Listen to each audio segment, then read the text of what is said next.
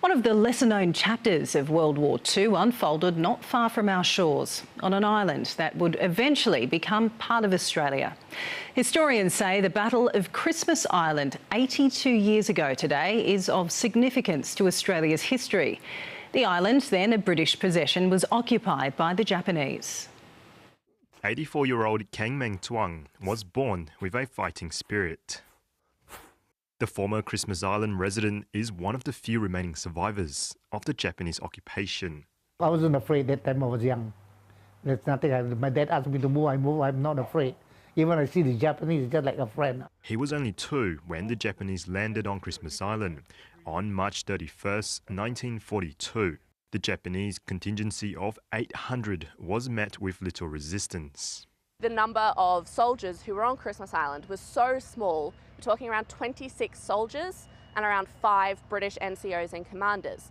There was no way that they were going to be able to successfully defend the island.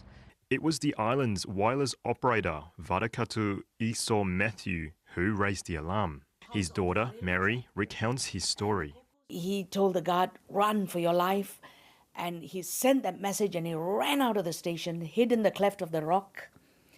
And the wireless station took a direct hit. Japanese bombers overhead.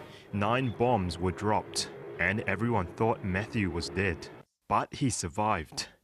The Japanese then ordered half of the population to be shipped to Surabaya in Indonesia, including Matthew and Kang. We were all in the jungle, hiding.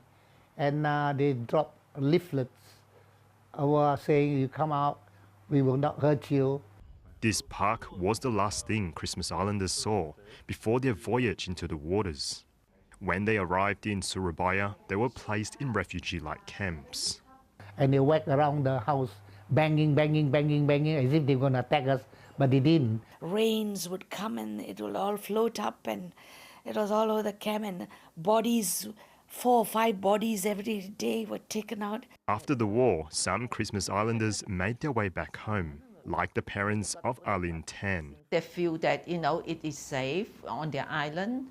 You have like quite a few people come back from Indonesia, and then they engage more people from Singapore.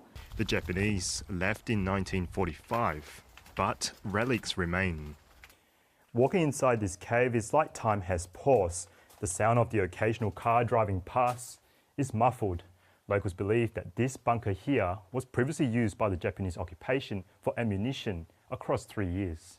A short chapter on the island that had a big impact on its people. Christopher Tan, SBS World News.